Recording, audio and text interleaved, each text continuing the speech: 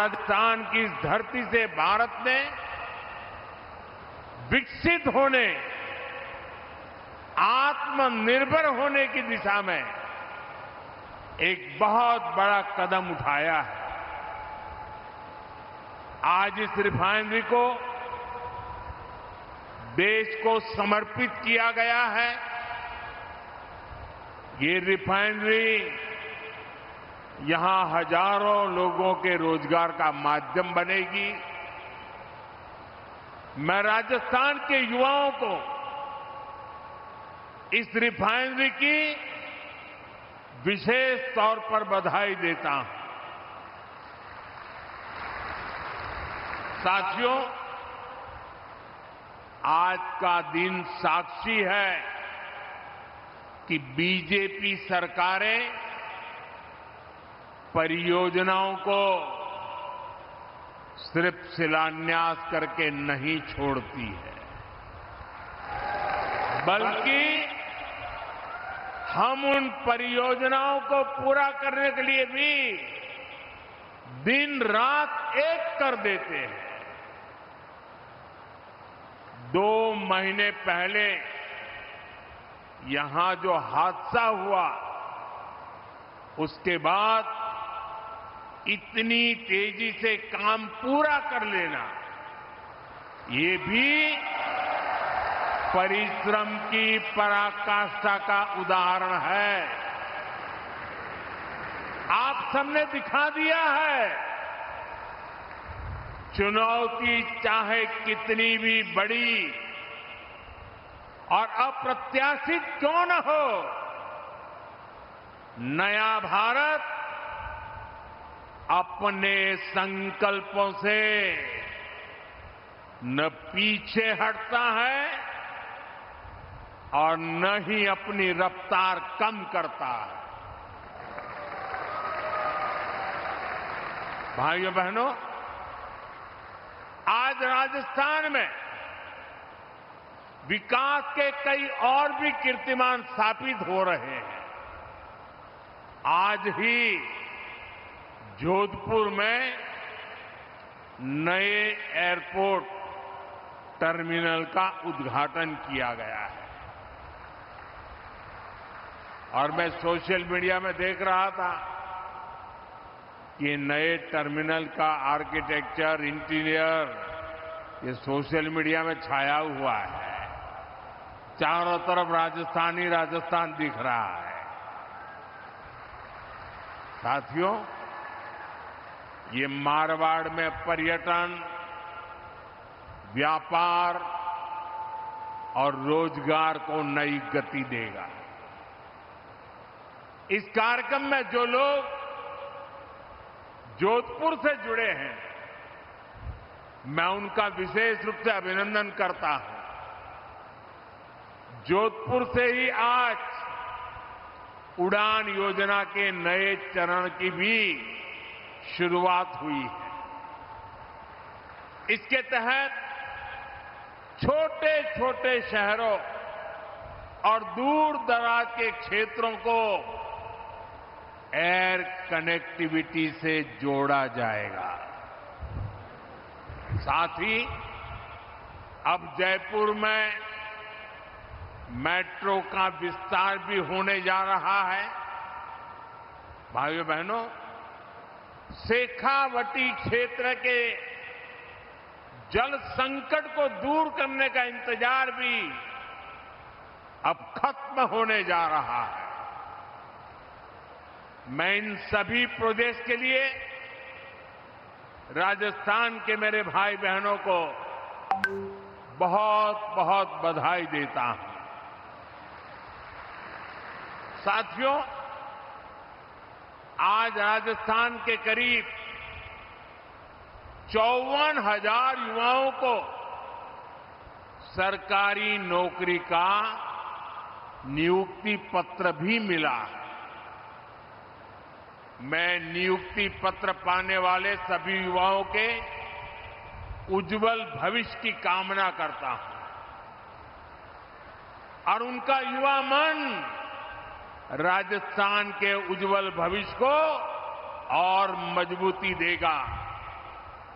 मैं सबको शुभकामनाएं देता हूं।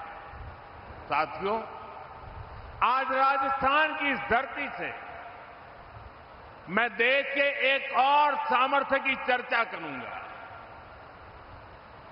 आप भी देख रहे हैं, पश्चिमी एशिया में युद्ध की वजह से पूरी दुनिया में हाहाकार मचा है। हर देश त्रस्त है। इस युद्ध ने 21वीं सदी के सबसे बड़े ऊर्जा संकट को जन्म दिया। बड़े बड़े देश आज ईंधन की किल्लत से जूझ रहे हैं। लेकिन साथियों, 21वीं सदी के सबसे बड़े ऊर्जा संकट पर 21वीं सदी के नए भारत की इच्छा शक्ति और भारत के प्रयास इस संकटों पर भारी पड़े हैं। भारत ने हर स्तर पर सही फैसले लिए, संकट का समय रहते सटीक आकलन किया, प्रभावी रणनीति बनाई, भारत के संसाधनों का संतुलित प्रयोग किया, भारत की डिप्लोमेटिक पावर का सकारात्मक इस्तेमाल किया और तब जाकर भारत संकट से उबर पाया है। साथियों, जब सार्वजनिक तौर पर कुछ ताकतें अफवाह और आशंका फैलाने में व्यस्त थी, तब किस स्केल पर दिन रात काम हो रहा था, किस तरह स्थिति को संभाला जा रहा था, वो मेहनत, वो प्रयास, वो धैर्य नीतिगत स्तर पर, कूटनैतिक स्तर पर उठाए गए एक एक संवेदनशील कदम कभी न कभी इतिहास लिखेगा। ये सब अभूतपूर्व है।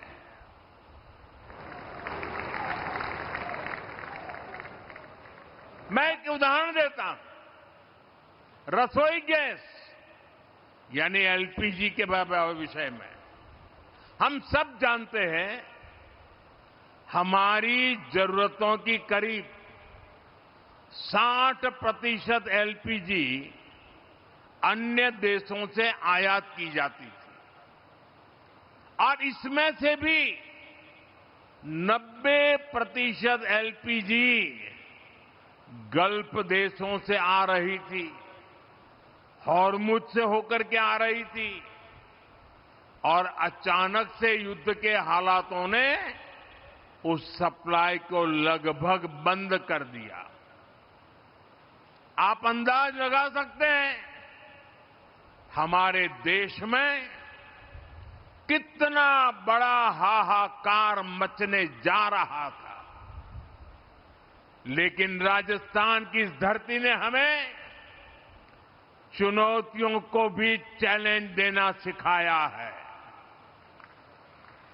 और इसलिए हमने संकट शुरू होते ही रिफाइनरीज के सामर्थ्य पर फोकस किया।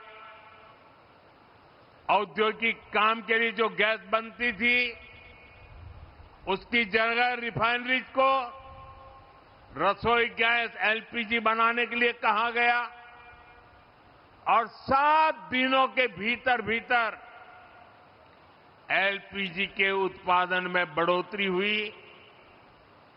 पहले जो 35,000 मैट्रिक टन एलपीजी का उत्पादन देश में होता था, संकट के दौरान वो 54,000 मैट्रिक टन बढ़ गया। जिन रिफाइनरीज ने पहले कभी एलपीजी नहीं बनाया था, उन्हें भी इसके लिए कॉन्फ़िगर किया गया। साथियों, रसोई गैस की डिमांड का पूरा लोड एलपीजी पर न पड़े, सरकार ने इसका भी ध्यान रखा। पीएनजी कनेक्शन यानी पाइप से रसोई गैस के कनेक्शन बढ़ाने का अभियान चलाया गया। बहुत ही कम समय में भारत ने करीब 11 लाख से ज्यादा घरों को गैस का पीएनजी कनेक्शन से जोड़ दिया। भाइयों बहनों, हमने एक और सप्लाई को सुनिश्चित किया। दूसरी ओर घरेलू उपभोक्ताओं पर बहुत बोझ भी नहीं पड़ने दिया। जो हालात थे, उनमें घरेलू गैस सिलेंडर की कीमत 2,000 रुपये तक जा सकती थी। बड़े बड़े मार्केट एक्सपर्ट यही आकलन कर रहे थे, लेकिन हमारे यहां अभी भी घरेलू एलपीजी सिलेंडर 950 रुपये से भी कम में दिया जा रहा है। गरीबों को तो उज्ज्वला सिलेंडर 650 के भी भीतर पड़ रहा है।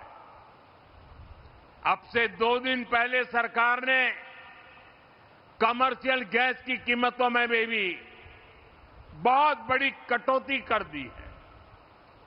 ये दिखाता है कि हमारी सरकार कितनी संवेदनशीलता से काम कर रही है।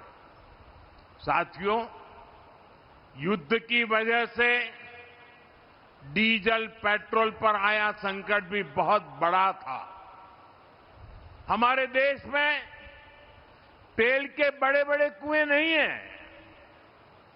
जब ये संकट बढ़ा तो क्रूड ऑयल की कीमतें $70 प्रति बैरल से $120 प्रति बैरल तक पहुंच गई थी।